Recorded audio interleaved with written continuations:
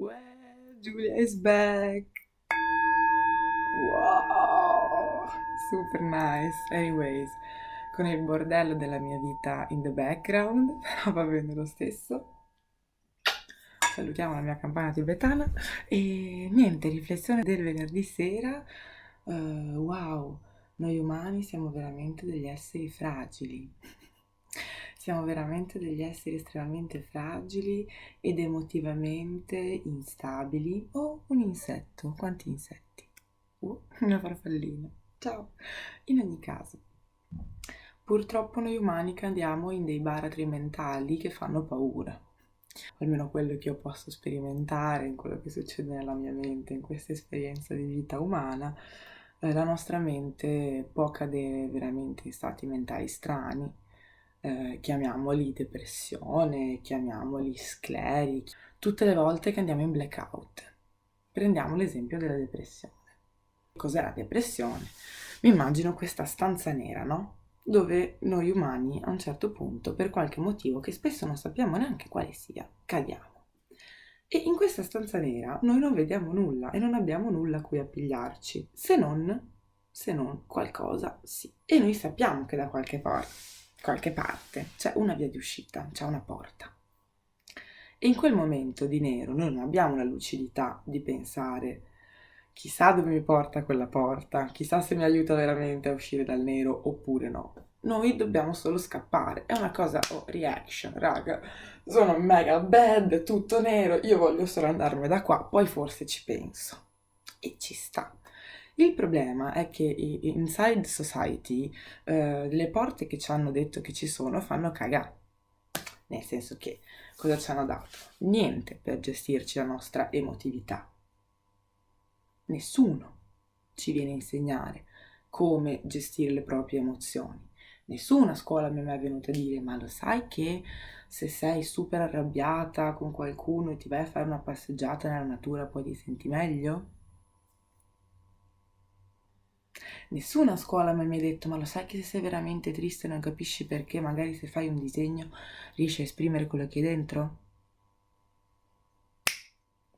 Mai nessuno mi aveva detto, ma lo sai se a un certo punto la mente è troppo piena, lo sai che se balli e muovi il tuo corpo puoi incanalare le tue emozioni? Nessuno me l'ha mai spiegato. Mi hanno spiegato tantissime cose, mi hanno fatto leggere tantissimi libri, ma come gestire tutto quello che succede nella mia umanità non me l'hanno mai detto. E quindi cosa succede? Che le porte che ci danno cosa sono? Sono il telefono, sono dei palliativi, sono comprare cose, sono mangiare schifezze. E quindi cosa succede? Le persone magari nel voler uscire da uno stato emotivo aprono la porta del cibo e vediamo l'obesità o dall'altra parte i mille problemi di anoressia di cui soffre la nostra società. O vediamo tutti i ragazzi in depressione e in psicosi da internet, perché la porta che ci hanno dato è internet. Vediamo altri casi più gravi, tra virgolette, non lo so, mi ricordo che lavoravo con un ragazzo tossicodipendente dall'eroina, che lui mi aveva detto, ciccia, quando dicevo 14 anni, questo ho scoperto. Cioè, quando avevo 14 anni andavo fuori con gli amici e abbiamo scoperto l'eroina. C'è chi ha scoperto le canne, c'è chi ha scoperto l'eroina. Parentesi. E poi magari uno va in giro per strada e dice, oh, guarda che schifo il tossico di turno. Se intanto tu non sai, perché anche tu ce l'hai tua porta, da cui scappi dai bui emotivi. E chissà qual è la tua porta. Prettamente umano. Prettamente umano. Anyways, soluzione, dobbiamo trovare altre porte. Solo che qual è il problema? È che nella lucidità della quotidianità, quando stai bene, magari sei anche bravo, no? Vai a fare yoga, vai a correre, mangi bene, fai le tue cose, perché sai che è la cosa giusta da fare.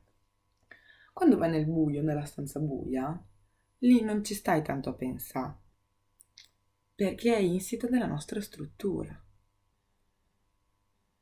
perché l'abbiamo conosciuta da piccoli o magari già dai nostri genitori che ce l'hanno passata e questo si riperpetua in una non gestione dei nostri stati emotivi. E anche se noi conosciamo che ci sono altre porte, in quel momento noi andiamo sulla porta che più sentiamo, che più è la nostra, che abbiamo conosciuto fin da piccoli. E se quella porta è una porta ancora più buia, che non porta da nessuna parte, noi ce lo portiamo avanti tutta la vita, tutta la vita. E quindi non c'è via di uscita? Sì, c'è, ma è faticosa, perché bisogna riprogrammarsi. Bisogna, quando la luce è accesa, aprire così tante volte quelle altre stanze belle dove sai che ne esci ancora più felice, vai in un bel posto.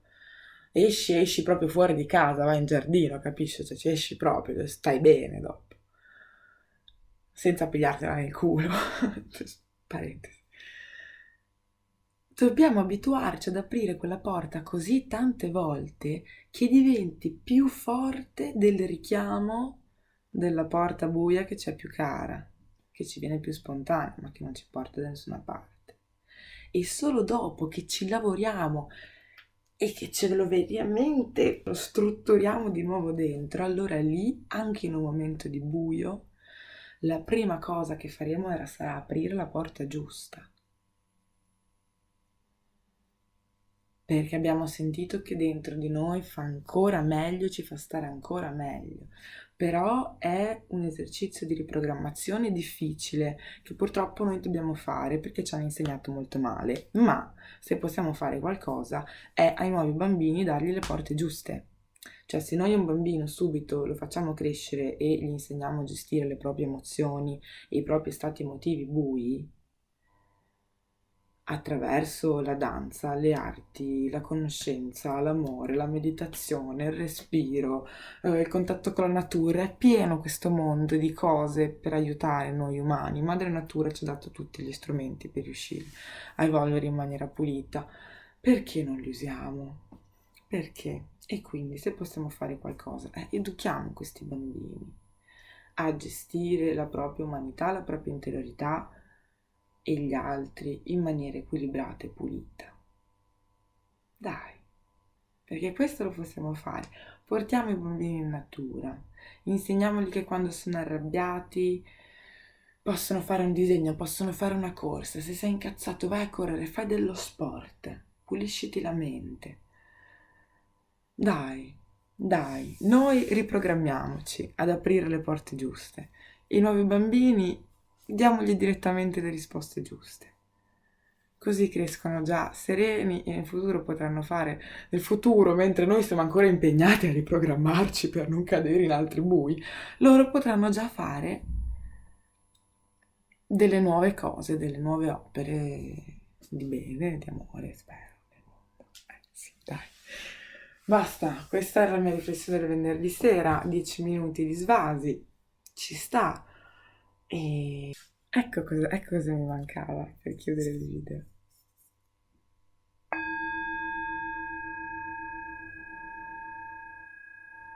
Ah, una moschina.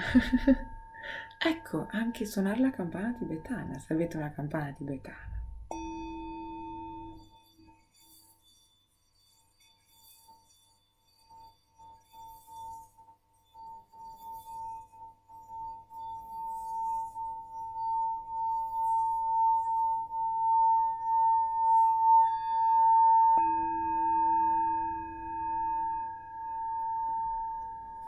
Bello. Ciao raga, buonanotte.